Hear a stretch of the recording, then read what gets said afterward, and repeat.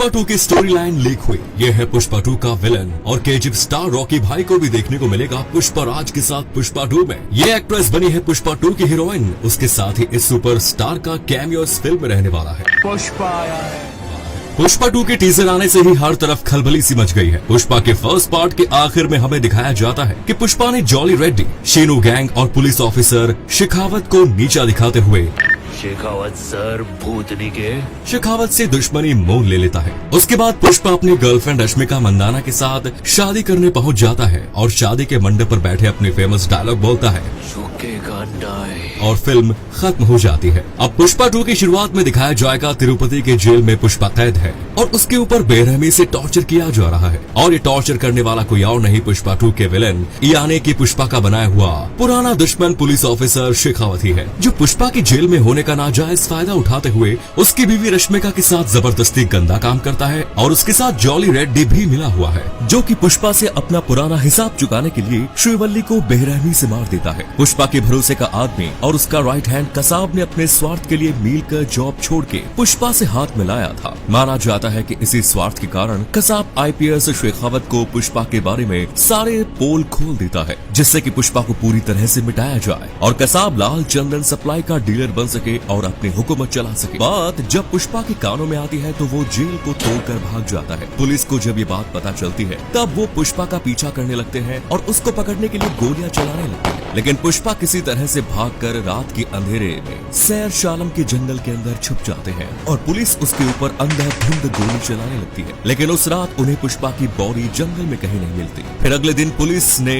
शेर चालम के जंगल में पुष्पा को ढूंढने के लिए एक स्पेशल फोर्स भेजी, तो ढूंढते ढूंढते उन्हें भाकरपेट की पहाड़ियों पर पुष्पा का खून से लथपथ शर्ट मिलता है, जिस पर 8 गोलियों के निशान पाए जाते हैं। पुष्पा की बॉडी नहीं मिलने पर पुलिस ने पुष्पा को डेड घोषित कर दिया। यह खबर टीवी पर आते ही पुष्पा के समर्थकों ने चारों तरफ आंदोलन चालू कर दिया और चित्तूर, तिरुपति जैसे इलाकों में दंगे छिड़ गए। इसके साथ अन्नमया जैसे और शहरों में पुष्पा के समर्थकों ने बुरी तरह से तोड़फोड़ करनी भी शुरू कर दी। हजारों की तादाद में लोग सड़क पर उतर आए और गुस्से से दुकानें और गाड़ियां तक तोड़ डाली। पुलिस के खिलाफ विद्रोह करना शुरू कर दिया। पुष्पा के समर्थकों का यही कहना था कि लाल चंदन के 2 नंबरी के पैसों से वो खुद ऐशो आराम की जिंदगी नहीं जीता था, बल्कि पुष्पा गाँव के गरीबों की मदद किया करता था, सब गरीबों को खाना खिलाया करता था। उनके मुताबिक वो कोई भगवान से कम नहीं था। ऐसे चलते हुए करीब 1 महीना बीत गया, लेकिन लोगों ने दंगे जारी रखे। कईयों का मानना था कि शायद पुष्पा जापान या मलेशिया चला गया है और कुछ लोगों का मानना था कि पुलिस ने पुष्पा को छुपा कर रखा है। अचानक से एक दिन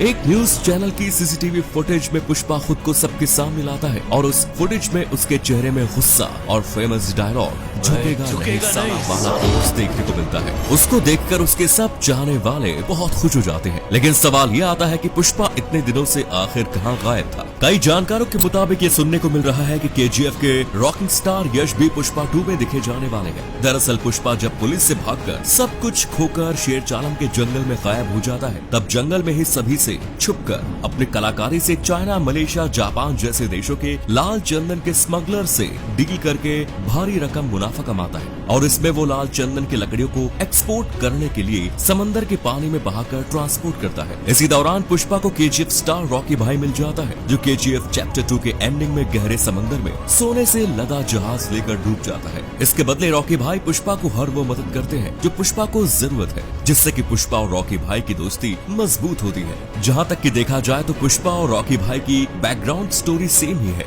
दोनों ही गरीब मजदूर से बहुत ही कीमती चीज सोना और लाल चंदन का स्मगलिंग करके पावरफुल आदमी बन के पूरी दुनिया में राज करना चाहते हैं, जिससे कि दोनों का ही दुश्मनों का लिस्ट बहुत ज्यादा हो जाता है और दोनों ही कैरेक्टर में माँ से जुड़े इमोशन को जबरदस्त दिखाते हैं और दोनों कैरेक्टर में ही दुश्मनों ने हीरोइन को मार डाला है। दरअसल पुष्पा पार्ट 1 में पुष्पा राज ने जॉली रेड्डी, शीनू गैंग और आईपीएस शेखावत से दुश्मनी मोल ली थी और पुष्पा 2 में उन लोगों ने पुष्पा से बदला लेने के लिए उससे उसका सब कुछ छीन लिया। पुष्पा 2 में हमें ये देखने को मिलेगा कि रॉकी भाई को कैसे मिली मदद और पुष्पा का मैन पावर से वो और भी ज्यादा स्ट्रॉन्ग बनकर इंडिया वापस लौटते हैं, जिससे कि दुश्मनों से जंग छेड़कर पुष्पा अपने मकसद को पूरा कर सके और इंडिया में रूल कर सके। इसीलिए पुष्पा 2 के 3 मिनट के टीजर के लास्ट में हमें पुष्पा को पुलिस स्टेशन में बैठे ये डायलॉग देते सुनाई दे रहा है, अब रूल पुष्पा का।